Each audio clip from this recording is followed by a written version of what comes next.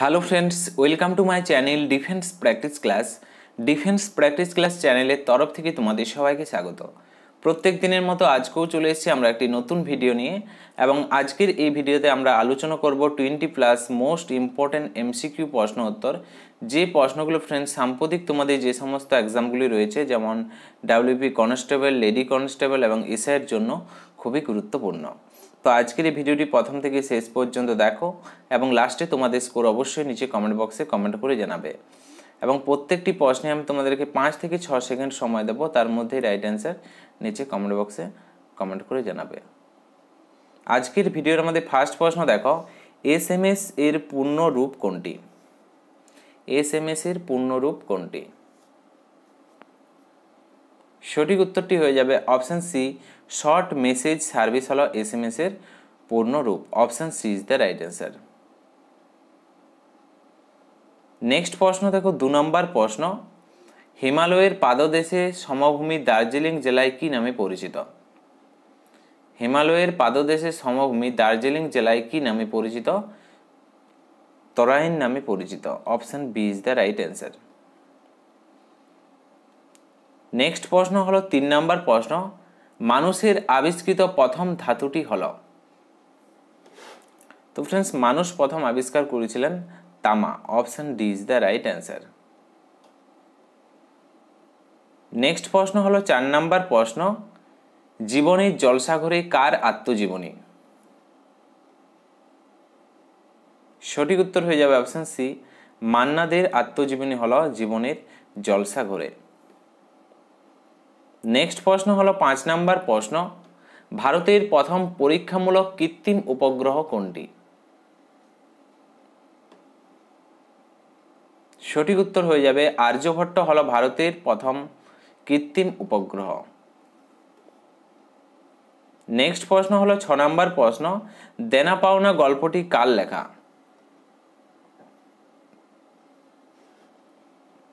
সঠিক উত্তরটি হয়ে যাবে অপশন বি, রবীন্দ্রনাথ ঠাকুরের লেখা হলো দেনা পাওনা। এর পাশাপাশি তোমরা মনে রাখবে হাঙ্গরি স্টোন অর্থাৎ ক্ষুধিত পাষাণ রবীন্দ্রনাথ ঠাকুরেরই লেখা। নেক্সট প্রশ্ন হলো 7 নম্বর প্রশ্ন, টেস্ট ক্রিকেট থেকে বেশি সেঞ্চুরি কে করেছিলেন? টেস্ট ক্রিকেটে থেকে বেশি সেঞ্চুরি সবচেয়ে করেছিলেন Sachin Tendulkar. Option B is the right answer.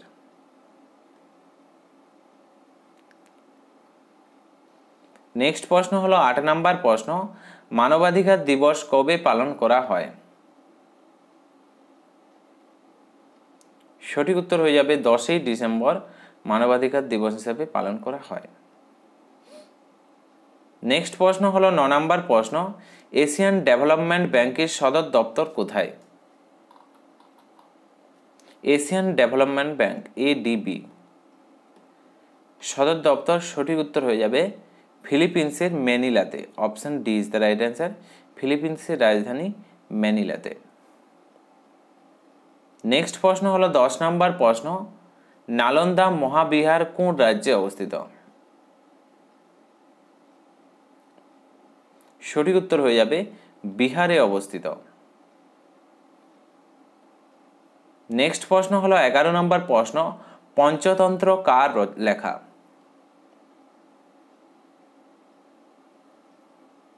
সঠিক উত্তরটি হয়ে যাবে অপশন বি, বিষ্ণু শর্মার লেখা। নেক্সট প্রশ্ন হলো 12 নম্বর প্রশ্ন, হেমিস জাতীয় উদ্যান ভারতের কোন রাজ্যে অবস্থিত?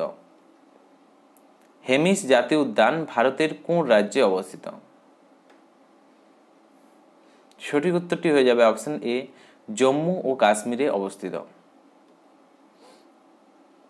নেক্সট হলো 13 নম্বর প্রশ্ন, রিমোট সেন্সিং হলো কি? রিমোট সেন্সিং হলো option B is the right answer, উপগ্রহ চিত্র বিশ্লেষণ। নেক্সট প্রশ্ন হলো 14 নম্বর প্রশ্ন, পূর্ব চীন সাগরে সৃষ্টি ক্রান্তীয় ঘূর্ণিঝড় যে নামে পরিচিত তা হলো typhoon. Option A is the right answer.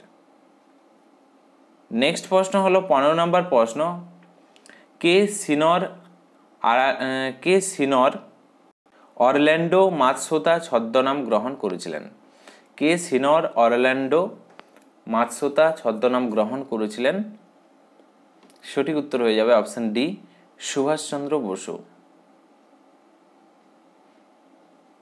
Next প্রশ্ন দেখো, 16 নম্বর প্রশ্ন, কান্ডালা বন্দরটি কোন রাজ্যে অবস্থিত? রাইট অ্যান্সার হয়ে যাবে গুজরাট রাজ্যে অবস্থিত কান্ডালা বন্দরটি। নেক্সট প্রশ্ন দেখো, 17 নম্বর প্রশ্ন, দুধওয়া জাতীয় উদ্যান ভারতের কোন রাজ্যে অবস্থিত? সঠিক উত্তরটি হয়ে যাবে অপশন ডি, উত্তরপ্রদেশ রাজ্যে অবস্থিত দুধওয়া জাতীয় উদ্যান। নেক্সট প্রশ্ন দেখো, 18 নম্বর প্রশ্ন, ট্রেন টু পাকিস্তান গ্রন্থটির লেখক কে? সঠিক উত্তর হয়ে যাবে অপশন বি, খুশবন্ত সিং হলেন ট্রেন টু পাকিস্তান গ্রন্থটির লেখক। নেক্সট হলো 19 নম্বর প্রশ্ন, ভারতের শহীদ দিবস পালন করা হয় কত তারিখে? ভারতের শহীদ দিবস পালন করা হয় 30শে জানুয়ারি। Option A is the right answer. Next প্রশ্ন দেখো, 20 নম্বর প্রশ্ন, লিমোনাইট কোন ধাতুর আকরিক? লিমোনাইট কোন ধাতুর আকরিক? সঠিক উত্তর হয়ে যাবে লোহার আকরিক হলো limonite. Option A is the right answer. এর পাশাপাশি তোমরা নিচে কমেন্ট বক্সে কমেন্ট করে জানাও ম্যাঙ্গানিজের একটি আকরিকের নাম, তামার একটি আকরিক এবং লিথিয়ামের একটি আকরিকের নাম।